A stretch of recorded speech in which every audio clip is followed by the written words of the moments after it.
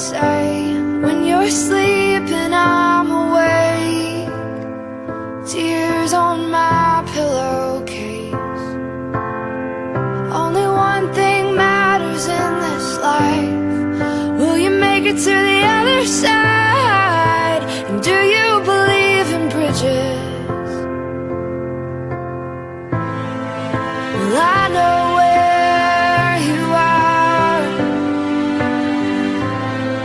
and I see where you're coming from, 'cause I've been there myself, put my faith in a man-made God. I know where you are.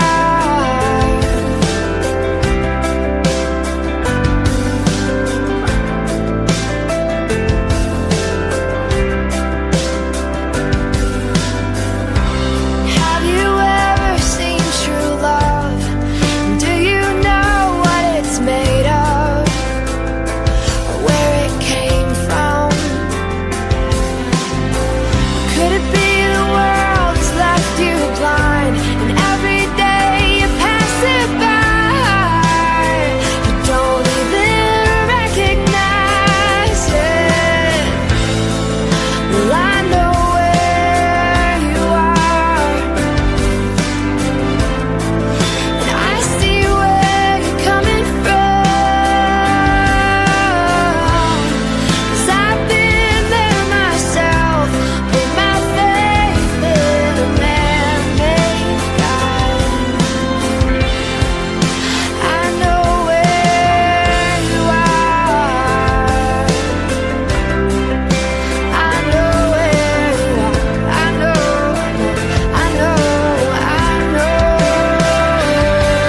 that Jesus paid it all,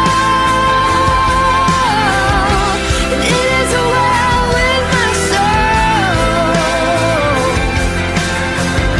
And when the waters rise and the stars fall from the skies, I will not be alone.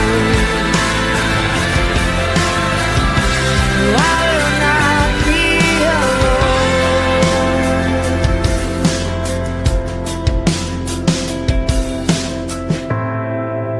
I know where you are, and I see where you're coming from. Boa noite, irmãos. Estamos aqui reunidos mais uma vez para juntos exaltarmos e engrandecermos o nome do Senhor, aquele que é o único digno de toda a honra, de toda a glória, de todo louvor. Seja muito bem-vindo a este culto. Você está assistindo agora em tempo real, se você vai assistir em outro momento, não importa o tempo, importa é que estamos reunidos como povo de Deus, como a igreja do Senhor, que rende glória, que rende louvores a Ele, pois Ele é o único digno de toda a honra, de toda a glória, de todo louvor. Cantemos. Rendamos a Ti, Senhor, a glória, a força, a honra e todo o poder. Rendemos a Ti, glória, força e honra.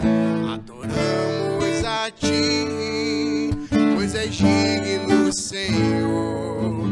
Tenho certeza que estás neste lugar, onde o Teu povo se reúne para declarar mais uma vez: rendemos a Ti, glória, força e honra. Adoramos a Ti, pois és digno, Senhor.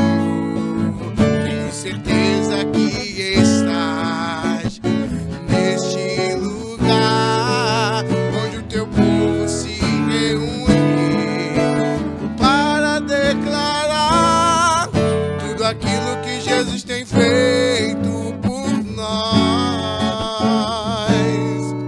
Maravilhas que se realizam por Suas mãos. Jubilosos estamos na congregação, exaltando, servindo de coração. alegria vivendo com meu irmão.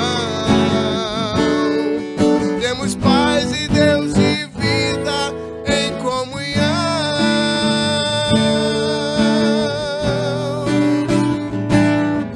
Nós adoramos a Ti, Senhor. Tu é o único digno de toda a honra. Rendemos a Ti glória, força e honra. Adoramos a Ti, pois és digno, Senhor. Tenho certeza que estás neste lugar, onde o Teu povo se reúne para declarar tudo aquilo que Jesus tem feito por nós. Maravilhas que se realizam por suas mãos. Jubilosos estamos na congregação, exaltando, servindo de coração, com alegria de termos com o meu irmão. Temos paz e Deus e vida em comunhão. Jubilosos estamos na congregação, exaltando, servindo de coração, com alegria vivendo com o meu irmão. Temos paz e Deus e vida, paz e Deus e vida. Temos paz e Deus e vida em comunhão.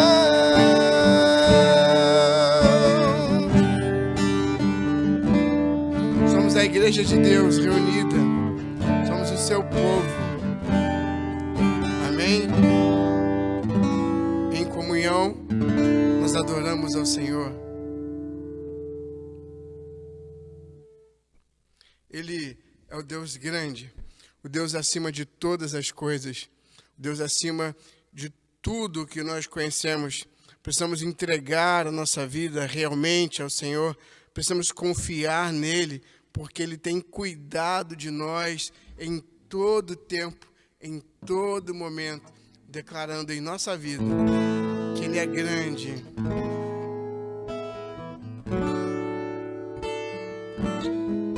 Não apenas de palavras, mas com a nossa vida mesmo, reconhecendo a grandeza do Senhor. Cantemos.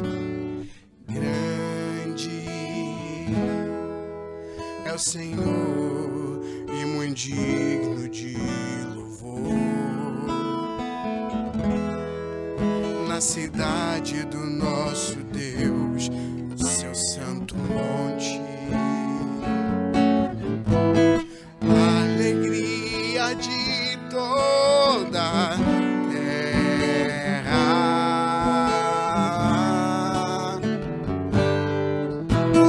Grande é o Senhor em quem nós temos a vitória, e que nos ajuda contra o inimigo. Por isso diante dele nos prostramos.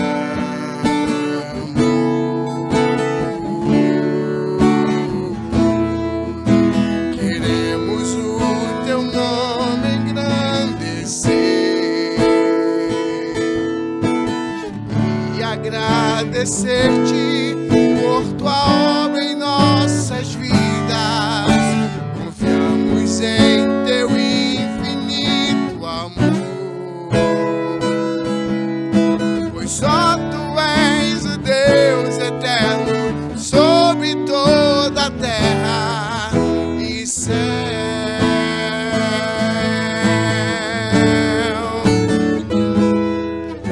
Queremos o teu nome engrandecer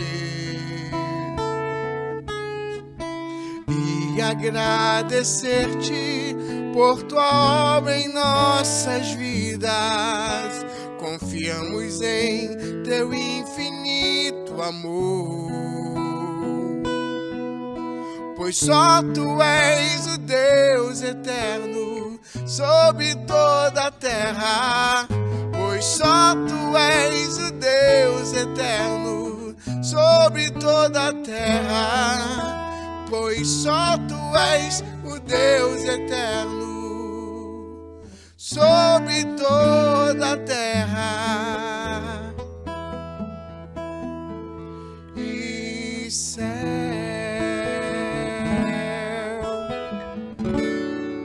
Sobre as nossas vidas, sobre as nossas casas, nossas famílias, sobre o nosso trabalho, o nosso emprego, sobre os nossos projetos, tudo aquilo que nós viemos a fazer. O Senhor é o Senhor de todas estas coisas. Ele é o Deus eterno sobre todas as coisas. Ele é o Deus poderoso sobre todas as coisas. É o Deus de amor sobre todas as coisas. Por isso, exaltemos o seu nome.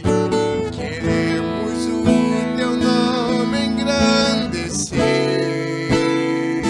Cante. E agradecer-te por tua obra em nossas vidas. Confiamos em teu infinito amor, pois só tu és o Deus eterno sobre toda a terra e céu.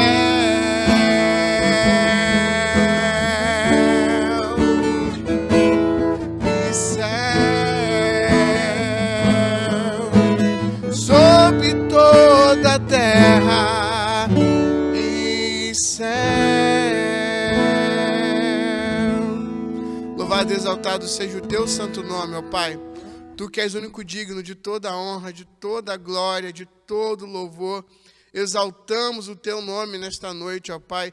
Exaltamos o teu santo nome. Reconhecemos que o Senhor é o único digno de toda a honra, de toda a glória, de todo louvor. Exaltamos a Ti, ó Pai, e nós colocamos aos teus pés, ó Pai, no teu altar, todas as coisas. Todas as coisas.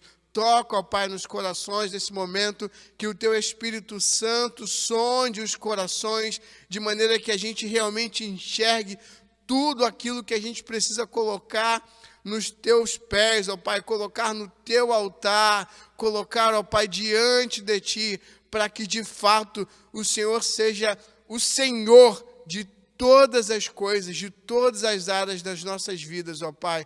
Recebe o louvor e a adoração que nós te entregamos nessa noite. É em nome de Jesus que te oramos. Amém. Paz e graça sejam dadas a todos que estão reunidos nesta noite por Jesus, o nosso Senhor. Amém? É bom estarmos reunidos aqui mais uma vez, mais uma celebração nesta noite, para nós adorarmos ao Senhor, glorificarmos ao Senhor, exaltarmos ao Senhor. Deus é bom em todo o tempo, e eu espero, meu irmão, em nome de Jesus, que você esteja desfrutando dessa bondade de Deus, dessa generosidade de Deus todos os dias. A palavra de Deus diz que a misericórdia do Senhor é a razão de nós não sermos consumidos, e que ela se renova todas as manhãs. O que significa, queridos, que hoje pela manhã, quando nós estivemos aqui, viemos para a celebração no templo, nós fomos renovados pela misericórdia do Senhor, e a misericórdia do Senhor se renovou sobre nós. Isso é maravilhoso, isso é extraordinário, isso é sobrenatural, isso é abençoador, e nós não podemos abrir mão disso. Eu espero em nome de Jesus que seu coração esteja cheio de alegria, a alegria do Senhor, que é a nossa força. Amém? Eu quero orar com você, você que está na sua casa, você que está no trabalho, você que está na rua, você que está em algum lugar assistindo agora e participando deste culto. Eu quero orar com você. Deus bendito, muito obrigado pela tua presença, Senhor. Louvado seja o teu nome pela tua misericórdia.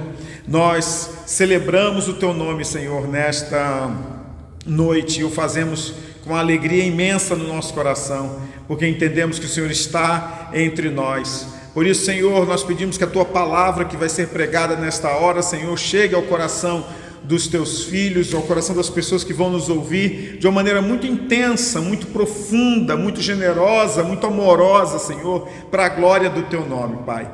que ela seja uma palavra que abençoe os teus filhos e que de alguma maneira confronte os teus filhos, que de alguma maneira, Senhor, leve paz e esperança ao coração dos teus filhos. Obrigado por tudo que o Senhor tem feito por nós. Nós louvamos e celebramos a Ti, em nome de Jesus, o Senhor da igreja.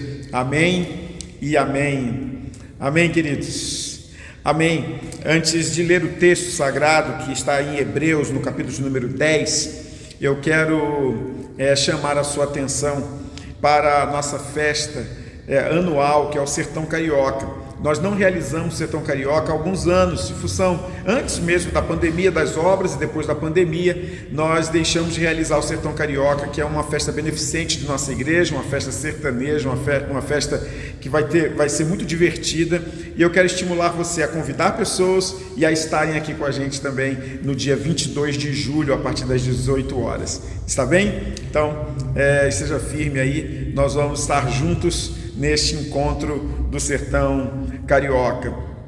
Tem muita coisa que está acontecendo na vida da igreja. Eu queria que vocês orassem pelos nossos adolescentes. Nós vamos começar agora uma classe específica para os nossos adolescentes, para eles curtirem muito, estudarem a palavra de Deus e terem a reunião deles própria, específica para os nossos adolescentes. Então eu quero convidar vocês para estarem orando pelo Anderson, que já aceitou o desafio de estar cuidando deles. Então vai ser bênção para nós. Está bem, queridos? Vamos ler o texto sagrado. A Bíblia diz assim, Hebreus, capítulo de número 10, versículo 19, diz assim: portanto, irmãos, temos a plena confiança para entrar no Santo dos Santos pelo sangue de Jesus, por um novo e vivo caminho que Ele nos abriu por meio do véu, isto é, do seu corpo. Temos, pois, um grande sacerdote sobre a casa de Deus. Sendo assim, aproximemo-nos de Deus com um coração sincero e com plena convicção de fé, tendo os corações aspergidos para nos purificar de uma consciência culpada e tendo os nossos corações lavados com água pura. Apeguemo-nos com firmeza à esperança que professamos, pois aquele que prometeu é fiel, e consideremos uns aos outros para nos incentivarmos ao amor e às boas obras. Queridos irmãos, o livro de Hebreus, a maioria dos eruditos não sabe quem foi que escreveu o livro de Hebreus. É lógico que existem aqueles que apostam numa autoria. Na versão King James, que é a versão americana, a versão inglesa, perdão, o texto de Hebreus vem escrito assim: a Epístola de Paulo aos Hebreus, e somente ela. E outros eruditos acreditam, mas a maioria deles não acredita que tenha sido Paulo que escreveu, ou melhor, não é que não acredita, eles não têm convicção de que foi o apóstolo Paulo quem escreveu esse texto de Hebreus. Mas há características muito semelhantes ao texto paulino, há características muito semelhantes à ideia paulina do evangelho, de como Paulo via a fé, de como Paulo via a beleza e o embelezamento cristão. O livro de Hebreus é um livro que tem muito a ver com a lei, é quase que uma explicação de Levítico. Há um paralelo enorme entre o sacerdócio no livro de Hebreus, no livro de Levítico, e o novo sacerdócio no livro de Hebreus. O que significa, queridos, que quando nós lemos o livro de Hebreus, nós estamos diante de algo, de um livro extraordinariamente doutrinário e que nos ajuda a enxergar a fé cristã, a vida cristã, sob a perspectiva de Jesus, da novidade de vida em Jesus, da nova aliança em Jesus e sobre o cumprimento das profecias através de Jesus. Entender o livro de Hebreus é fundamental também para entender esse aspecto soteriológico da nossa fé, ou seja, como se deu a nossa salvação, como se dá o processo da nossa santificação, como nós nos aproximamos de Deus e qual liberdade nós temos de fazê-lo. Ao ler o livro de Hebreus, nós nos sentimos como que esclarecidos sobre aquilo que Jesus fez por nós e quem Ele é agora nesta relação com o Senhor. No capítulo 10 do livro de Hebreus, Paulo, ou melhor, olha a falha lógica. No livro de Hebreus, o autor, seja ele Paulo ou não, ele vai falar no capítulo 10 sobre o sacrifício de Jesus e como esse sacrifício é definitivo. E aí cabe uma explicação, queridos. Nós não precisamos de um novo sacrifício. O que significa, eu falei isso na semana passada, que a graça de Deus que se derramou sobre nós, se derramou gratuitamente, exatamente para não precisar que nós fizéssemos absolutamente nada para completar esta salvação. Isso significa, queridos, que a salvação em Cristo Jesus, ela é plena, ela é completa, ela é integral, ela é inteira. Não há nada que nós façamos que complete essa salvação. A salvação foi dada em Cristo Jesus. O sacrifício de Jesus na cruz, o Cordeiro perfeito que foi sacrificado na cruz, foi um sacrifício definitivo. Isso não muda mais na história e não muda mais a história. Só vai mudar a história das pessoas, porque aqueles que aceitam Jesus Cristo têm suas vidas remidas, têm seus corações transformados e têm a sua vida garantida na eternidade, porque os seus nomes estarão escritos no livro da vida. Amém? Isso significa, queridos, que ao olharmos para Jesus, nós estamos olhando para aquele que sacrificou e nos deu integralmente a salvação. A salvação não é em parcelas. Salvação não é Casas Bahia, não é prestação de eletrodoméstico. A salvação nós recebemos integralmente, inteiramente, através de Cristo Jesus. O texto, entretanto, do livro de Hebreus, nos explica e nos esclarece doutrinariamente sobre a salvação e o sacrifício de Cristo Jesus, mas faz um apelo aos cristãos, que os cristãos deveriam perseverar na fé. Não que a perseverança ou a não perseverança levaria a uma nova salvação, ou que essa perseverança os faria perder a salvação, mas a perseverança tinha a ver com o retrato social e político com que os crentes viviam naquela época. Era um apelo constante, não apenas do livro de Hebreus, mas do livro de Romanos, para que aqueles crentes perseverassem. Na segunda epístola de Paulo aos Coríntios, para que eles perseverassem, porque a história da igreja estava sendo marcada por uma perseguição profunda aos cristãos, intensa aos cristãos, e estava levando cristãos à morte, e muitos desses cristãos estavam desistindo da fé. Na verdade, o que esses cristãos estavam fazendo era tentando preservar a sua própria existência física. Mas o texto ele vai além, ele vai falar sobre uma relação que nós podemos ter com Deus, uma relação que nós podemos ter com o Senhor. E aí o texto de Hebreus, ele vai dizer o seguinte: portanto, irmãos, temos plena confiança para entrar no Santo dos Santos pelo sangue de Jesus. Apenas para explicar, Santo dos Santos era um espaço no templo em que somente o sumo sacerdote poderia entrar. A expressão no hebraico, a expressão no Antigo Testamento, kadosh, que era santo, transforma-se numa expressão que se aumenta e que se amplia com a palavra kadoshim. Kadosh, kadoshim, era na verdade uma expressão para dizer santo dos santos, ou lugar santíssimo. A este lugar que só o sumo sacerdote podia entrar, agora, queridos, ele nos dada a permissão através de Cristo Jesus. Diz o texto: temos plena confiança para entrar no santíssimo lugar pelo sangue de Jesus. O que isso significa na prática? Pastor, o que isso tem a ver com a minha vida hoje? Quando você dobra os teus joelhos, quando você fecha os seus olhos, quando você abre a sua boca, quando você suspira, quando você fala com Deus alguma coisa, quando você geme dores inexprimíveis, chega aos ouvidos de Deus, entra na presença de Deus por causa do sangue de Jesus. Amém? Significa, querido, que você tem a possibilidade de encontrar-se com o Senhor, você tem a possibilidade de encontrar-se com Deus, você tem a possibilidade de falar com Deus, você tem um acesso direto a Ele. Você não precisa de um pastor para isso, você não precisa de um sacerdote para isso, porque agora Jesus Cristo nos abriu a aliança de uma relação íntima com o Senhor através dele, através do sangue dele. O sangue de Jesus aspergido sobre os nossos corações nos permitem agora falar com Deus a qualquer momento, a qualquer hora. Nós estávamos separados dele, queridos, mas através do sangue de Jesus nós nos aproximamos do Senhor, e agora nós temos plena confiança para entrar na sua presença. E aí diz o texto, como que isso acontece? Por um novo e vivo caminho que Ele nos abriu por meio do véu, isto é, do seu corpo. A morte de Jesus, queridos, Ele rasgou o véu e agora nós temos livre acesso ao Senhor. É por isso que existe o sacerdócio universal dos crentes, que é a capacidade que os crentes, ou a liberdade, melhor dizendo, que os crentes têm de acessar ao Senhor, de falar com o Senhor, de estar na presença do Senhor. Pois bem, o texto continua e diz assim: sendo assim, aproximemo-nos de Deus com um coração sincero e com a plena convicção de fé, tendo os corações aspergidos para nos purificar de uma consciência culpada.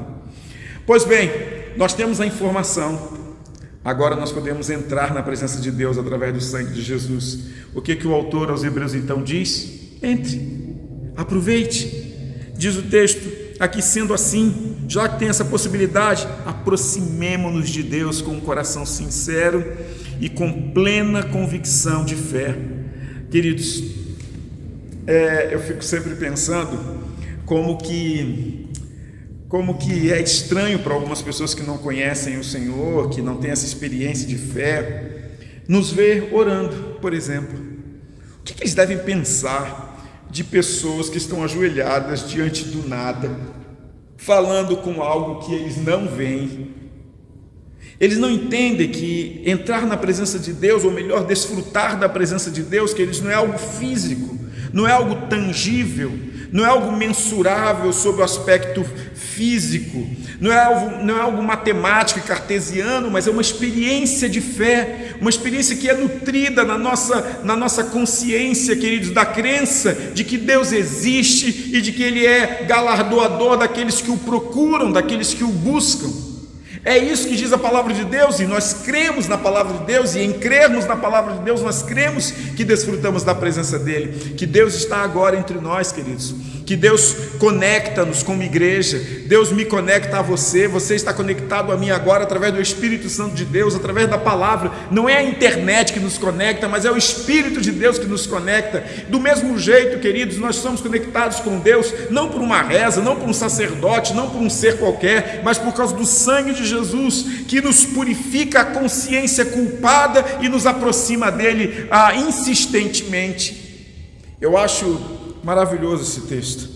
Sendo assim, então, aproximemo-nos de Deus com um coração sincero e com plena convicção de fé, tendo os corações aspergidos para nos purificar de uma consciência culpada, e tendo os nossos corações lavados com água pura, água da vida. A água da vida que purifica e que limpa, a água que vem do rio de Deus, essa água que abençoa as vidas, os corações, as mentes cauterizadas se descauterizam, essa água que limpa a alma, essa água que enche o peito da gente, que sacia a nossa sede, assim como a mulher samaritana não conseguia entender. Jesus faz a promessa: se beber da minha água, nunca mais terá sede. Aquela sede espiritual de quem não conhece a Deus, de quem não o busca, de quem não está perto dele. Queridos, nós temos um livre acesso ao Senhor. Isso é abençoador, isso é extraordinário. E por que da nossa consciência culpada? Pois bem, diante dos muitos desafios da vida emocional, da vida espiritual, uma das coisas que nós mais carregamos é culpa. É a culpa dentro de nós, é a culpa que nos envergonha, é a culpa que nos debilita, é a culpa que nos desprotege, é a culpa que nos desnuda, é a culpa que nos enfeia, é a culpa que inviabiliza a nossa própria existência, é a culpa que nos deprime, é a culpa que rouba a nossa alegria, é a culpa que tira de nós o prazer da nossa salvação. Não tira a nossa salvação, mas rouba o prazer da nossa salvação. Davi, no Salmo 51, diz assim: Senhor, devolva-me a alegria da minha salvação, depois dele estar sentindo-se arrasado por causa da sua relação com Betseba e o confronto de Natã. Parece que nós, quando nos sentimos culpados, queridos, nós enfraquecemos na fé, nós enfraquecemos emocionalmente, nós enfraquecemos fisicamente. No próprio Salmo 51, o salmista diz que enquanto eu me calei, os meus ossos eles doíam, eles se quebravam, eles estavam ali fustigados todos os dias. Talvez seja isso que ocupasse a mente de Paulo algumas vezes, quando ele diz assim: é como Satanás me esbofeteando, é o espinho na carne que eu carrego, uma culpa por alguma coisa que talvez inviabilizasse a sua capacidade de enxergar-se como um homem perfeito. O texto diz assim: tendo os corações aspergidos para nos purificar de uma consciência culpada. A nossa mente precisa ser transformada, queridos. Nosso coração precisa ser transformado.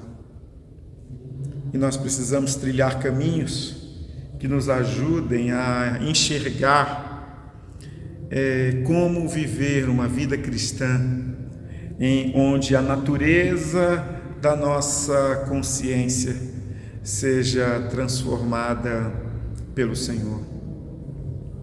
Isso me faz pensar o quanto o autor de Hebreus conhecia a vida e a estratégia da vida cristã, de viver uma vida tranquila e em paz.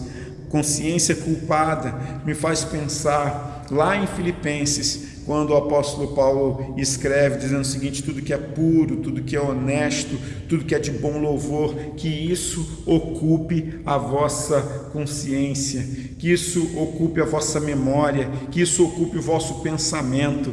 Ou seja, há uma narrativa paulina aqui inserida no texto de Hebreus, no capítulo 10, onde ele nos instrui, onde ele nos ajuda a pensar numa consciência que valha a pena carregar.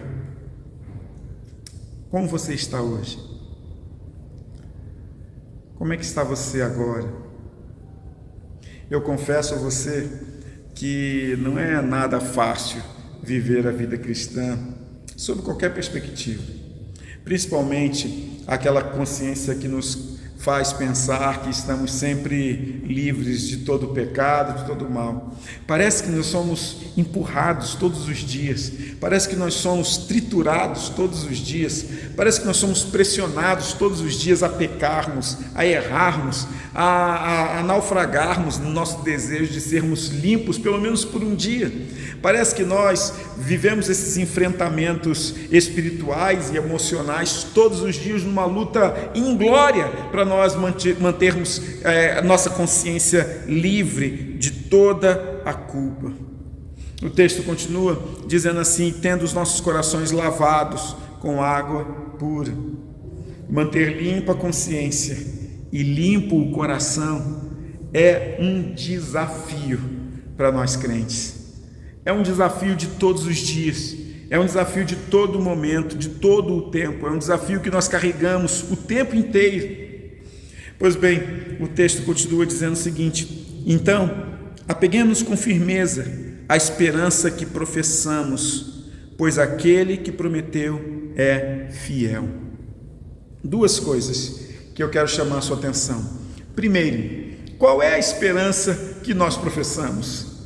Pedro vai dizer o seguinte: olha, está todo mundo interessado em saber qual é a razão da esperança que vocês possuem.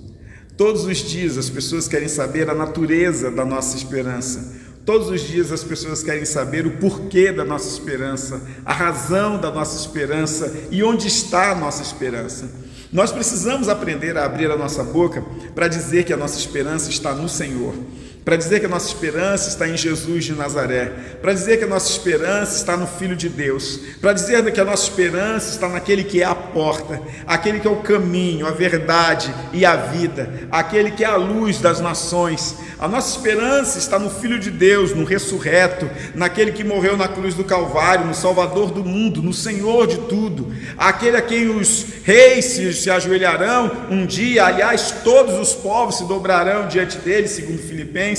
A nossa esperança está no Jesus, no Filho de Deus, no Jesus de Nazaré, naquele que nasceu, que viveu, que morreu e ressuscitou por nós. A nossa esperança está naquele, querido, que é vida e vida em abundância. A nossa esperança está naquele, queridos, que renova todos os dias o nosso coração. A nossa esperança está naquele que é o nosso advogado, que é capaz de levar as nossas pelejas e as nossas lutas pessoais diante de Deus para interceder por nós. Sim, a nossa esperança está em Jesus de Nazaré, aquele que amou pessoas, aquele que cuidou de pessoas, aquele que transformou pessoas, aquele que mudou a história das pessoas. Este Jesus é a razão da nossa esperança. Amém?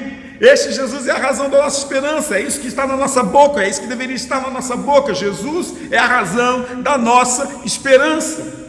O texto então continua dizendo assim: apeguemos com firmeza à esperança que professamos, pois aquele que prometeu é fiel, e este é Jesus de Nazaré. E consideremos uns aos outros para nos incentivarmos ao amor e às boas obras. Só um adendo. O texto, depois desse versículo, continua dizendo o seguinte: não deixemos de nos reunir como igreja. Engraçado, né? Não deixemos de nos reunir como igreja. Mas antes, ele diz assim: consideremos-nos uns aos outros para nos incentivarmos ao amor e às boas obras. Sabe o que significa?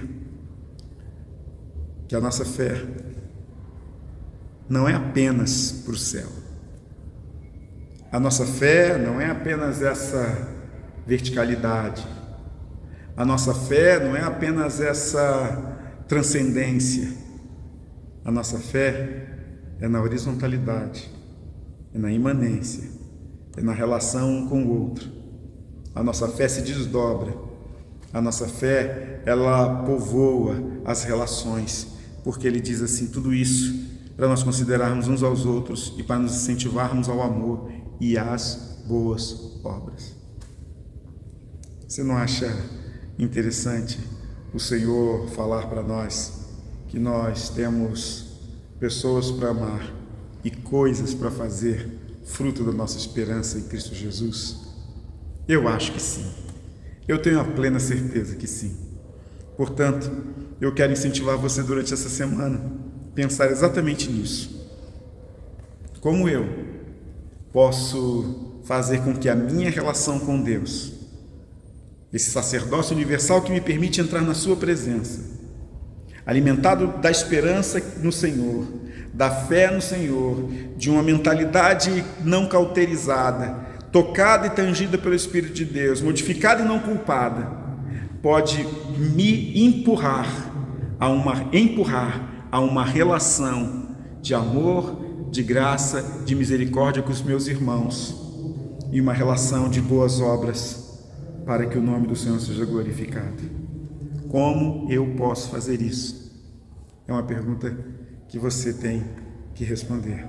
E eu espero que o Espírito de Deus, através da palavra, te ilumine, para que você saiba exatamente dizer aquilo que o Senhor gostaria que você dissesse. Amém? Paz e graça sejam dadas a todos reunidos nessa noite. Amém, queridos?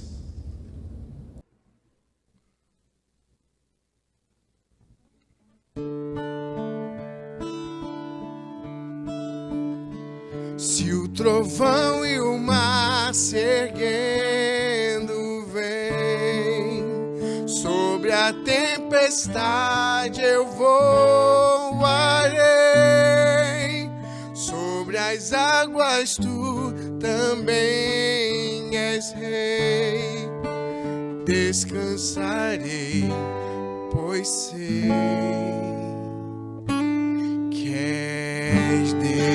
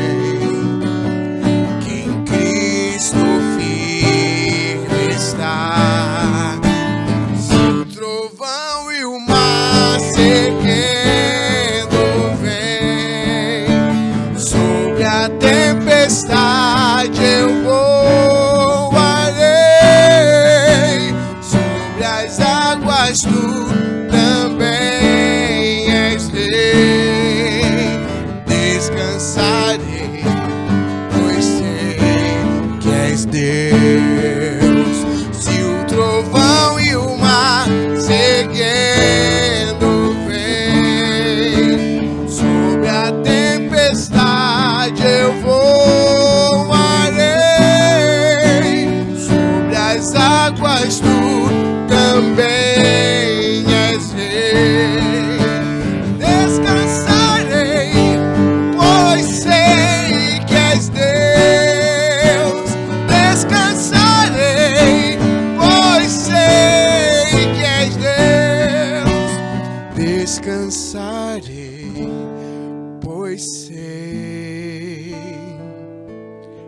que és Deus.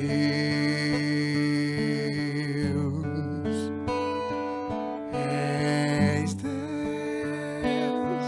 Oh, sei que és Deus. Descansarei, pois sei que és Deus.